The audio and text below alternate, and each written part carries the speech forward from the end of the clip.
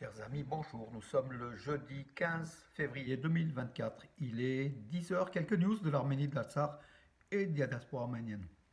Tout d'abord, en couverture, Peuple libre, Drôme Hebdo. C'est un hebdomadaire ici de la région de Valence, de la Drôme et de Romans, de Valence, Romans, Montélimar, Drôme, qui paraît donc chaque semaine, chaque jeudi. En couverture, j'ai eu l'honneur de figurer avec mon ami Georges Djeretsian, le président des anciens combattants français d'origine arménienne, devant le Centre du patrimoine arménien. Pour un dossier, le Peuple libre a réalisé un dossier de 4 pages sur les Arméniens de Valence, qui mérite largement. Voilà, donc dedans, encore une fois, la même photo devant l'ensemble du patrimoine, Misak Manouchian, et puis aussi comment dirais-je, sur les Arméniens de Romans. Il y a quoi, 3 pages, 3-4 pages, voilà.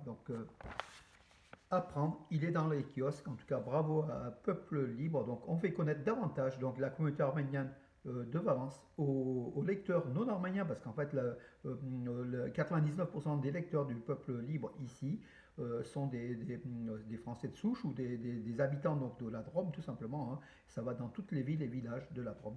Voilà, merci à Peuple Libre, Drôme Hebdo. Bravo à mon ami Georges Héritian, bravo aussi à la communauté arménienne qui est mis en exergue ainsi, un clin d'œil, avec un reportage relativement complet, même s'il est un peu, comment dirais-je, il est un peu court, hein, en 3-4 pages. On ne parle pas de l'ensemble de la communauté arménienne, mais bon, c'est un début.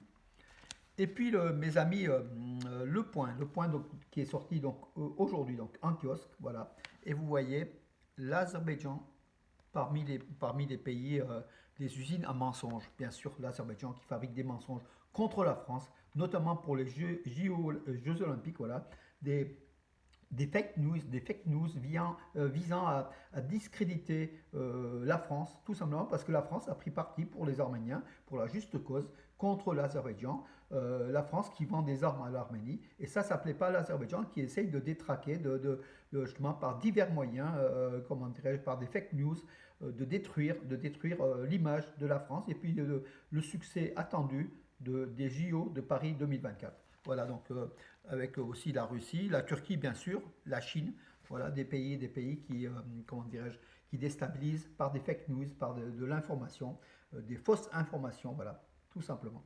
Le point, vous le savez, c'est Valérie Toragnan à la tête, Franz-Olivier Gilbert, aussi comment dirais-je, l'un des meilleurs rédacteurs journalistes que vous connaissez. Il faut encourager. Le point parle pratiquement chaque semaine des Arméniens et de tout ce qui est comment dire, lié à l'Arménie, puisque l'Azerbaïdjan, on est concerné par ces fake news. Ils balancent pas mal de fake news sur les Arméniens, bien sûr, tous les jours. Bakou, c'est une usine à mensonges, hein, tout simplement. Voilà. Il faut acheter en kiosque, le point aussi pour ceux qui lisent. Et puis il y a dedans, oui, j'ai oublié de dire, bien sûr, Misak Manouchian est sur tous les fronts, partout on entend parler de Misak Manouchian ces derniers temps, bien sûr. Ce qui est, comment dirais-je, et vous allez entendre parler encore davantage, hein, donc Misak Manouchian. Il y a 2 pages encore sur l'affiche rouge, hein, dedans, là je l'ai, comment dirais-je, euh, j'ai pas noté la page, mais en tout cas, 2 pages. Hier d'ailleurs, sur non, oui, la chaîne Public TV, Sénat, je crois, il y a eu un reportage aussi sur Misak Manouchian. Il y en aura tous les jours, hein, voilà, donc c'est important, voilà, de la mémoire de Misak Manouchian, qui est aujourd'hui mise en exergue grâce aussi à des actions d'hommes de valeur qui sont au-dessus pour la République, pour la mémoire, pour la résistance, pour les Arméniens de France, pour leur rôle justement dans cette France lors de la libération. Voilà mes amis, et puis ce samedi, n'oublions pas, donc voilà encore une fois, le festival du Duduc, 6e festival international du Duduc, le sommet de la culture arménienne. Voilà, pour tous ceux qui hésitent, n'hésitez pas. Il y a encore des billets à l'Office du tourisme, il faut y aller, il faut encourager, puis surtout se faire plaisir, hein, puisqu'au-delà de l'encouragement de la culture arménienne, entendre ces mélodies du duduc, du canon, de la clarinette, et puis de la chanteuse en kiné, et puis d'autres éléments de la culture arménienne, c'est un vrai régal qu'on vivra ensemble au Théâtre de la Ville à 20 h ce samedi 17 février. Dépêchez-vous, il y a encore quelques billets en vente, voilà, et puis vous verrez, vous ne regrettez pas. Si vous regrettez, vous m'en reparlerez, mes amis, donc on en reparlera. Mes amis, l'information en Arménie, c'est l'apothéose, c'est la joie, c'est vraiment, on est extraordinaire.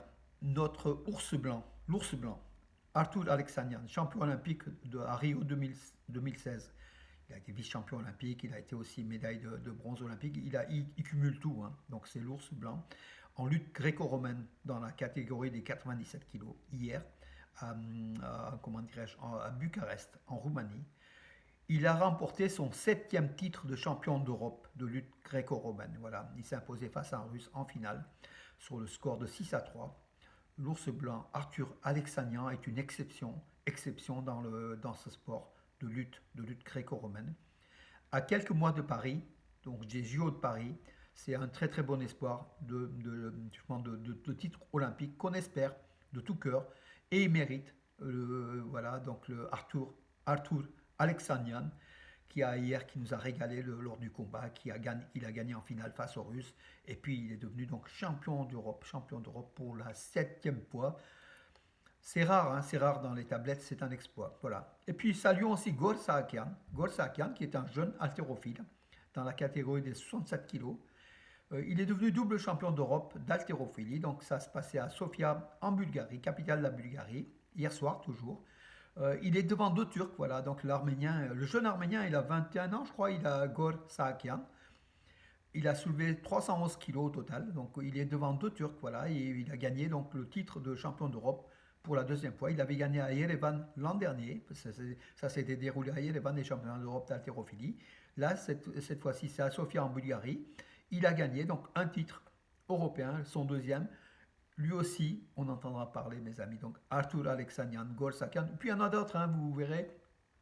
On a toute une pléthore de sportifs, mais quand même des sportifs de la trempe de Arthur Alexanian. C'est comme Yurik Vartanian au niveau de la thérophilie, hein, qui a marqué l'histoire. C'était le premier homme à soulever 3 ou 4 fois son poids de corps, ce qui est extraordinaire. Il avait gagné les JO à Moscou en 1980. Il était 7 fois ou 8 fois champion du monde. Il avait battu 49 records du monde. Voilà, donc Yurik Vartanian qui a malheureusement disparu trop tôt. Hein, donc voilà. Et puis Arthur Alexanian. Et chose extraordinaire, tous les deux sont de Gyumri, la ville qui fabrique des champions. Bravo à Gyumri. Bravo à mon ami Simon Melkonian qui est membre de l'association Arménia, qui est aussi député de l'Arménie occidentale comme nous, comme moi, comme Proslovi Diozer, comme Hovo Manoukian, voilà, donc mes amis. Tout simplement, on est heureux d'avoir le bonheur d'avoir des champions de Gubli, même des Revan ou d'ailleurs en tout cas. Les Arméniens nous font plaisir, au moins au niveau du sport. Et au niveau de militaire, donc en fait, ils vont nous faire plaisir, puisque donc, après l'attaque surprise qui a tué 4 volontaires arméniens des Yegrabah, des volontaires, hein, des AG, qui allaient défendre nos soldats au front. Donc ça s'était passé à Nerkinhand il y a 2 jours face à l'Azerbaïdjan qui ne respecte aucune loi, aucune promesse, aucun accord. L'armée arménienne, donc il y a eu donc des nominations, pas moins de 9 nominations à la tête de l'armée arménienne, dont des adjoints de l'état-major, dont les plus hautes, comment dirais-je, les plus hauts sommets de l'armée arménienne. Donc il y a une réforme réelle grâce à Pachinian, grâce à ce gouvernement, grâce au ministre de la Défense Soulen Babikian. Il y a eu des changements importants à la tête des cadres de l'armée, des cadres supérieurs de l'armée arménienne, et on espère que c'est pour la bonne cause. On espère que cette armée sera encore plus dynamique, capable de défendre ses frontières légitimes face à l'agression azérie. D'ailleurs, les ministres des Affaires étrangères de France, d'Allemagne et de Pologne, hier, ont appelé à la paix dans le Sud-Caucase, notamment entre l'Arménie et l'Azerbaïdjan. Et chose importante, tous ces pays de l'Union européenne, et puis la France et l'Allemagne, c'est les mastodontes, hein, de l'Union européenne, parlent de l'intégrité territoriale de chaque État, donc de l'Arménie, et le respect de l'intégrité territoriale. Donc ça c'est important, c'est un message qui va directement à Bakou, qui essaye de grignoter l'intégrité territoriale de l'Arménie et qui parle de l'Azerbaïdjan occidental pour parler de l'Arménie. C'est un message une nouvelle fois fort de l'Union européenne contre l'Azerbaïdjan, voilà, qui ne respecte pas non plus les lois européennes, n'a pas l'esprit européen, et tous les jours l'Azerbaïdjan se marginalise par rapport à l'Europe, et vous verrez, on arrivera bien à faire arrêter ce gaz russo-azéri vers l'Europe. Van der Leyen Elle s'est trompée. Elle affirmait avoir un partenaire fiable donc avec Aliyev quand elle s'est rendue à Bakou, il y a 2 ans de cela.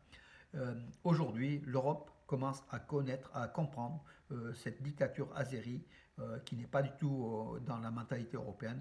Et l'Europe va sanctionner. De toute façon, progressivement, vous allez voir. C'est ce qui va arriver à Bakou si l'Azerbaïdjan ne décide pas à jouer le jeu, à changer son esprit de, comment dirais-je, et avoir un esprit plus européen, occidental, démocrate, qu'un esprit dictatorial. Aliyev, avec 92%, bien sûr, c'est un vrai dictateur et il essaye d'imposer le souffle dictatorial à l'Azerbaïdjan, mais qui n'est pas du tout une nation européenne, hein. Donc, dans ces conditions-là, l'Azerbaïdjan doit être rejeté, voilà, tout simplement. La Russie affirme que la destruction des monuments est inacceptable donc dans les actes de vandalisme en Artsakh occupé. Mais bon, Moscou n'affirme pas Artsakh occupé, il parle de Nagorno-Karabakh, hein, de Haut-Karabakh.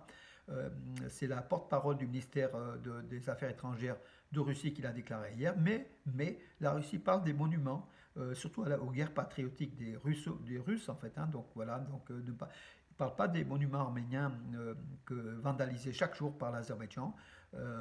Donc c'est quand même un cynisme de Moscou une nouvelle fois qui s'occupe de ces monuments à lui au Haut-Karabakh, en Artsakh, et pas des monuments, des éléments culturels ou pas du patrimoine religieux culturel des Arméniens en Artsakh. Voilà. Encore une fois, je reviens au sport. Le coureur Yervant Mgirtecian a remporté la médaille d'argent en Serbie, donc dans un tournoi donc, de Serbie en 1500 mètres course, hein, donc voilà, à pied. Euh, il a établi 3 minutes 38 secondes 12 centièmes.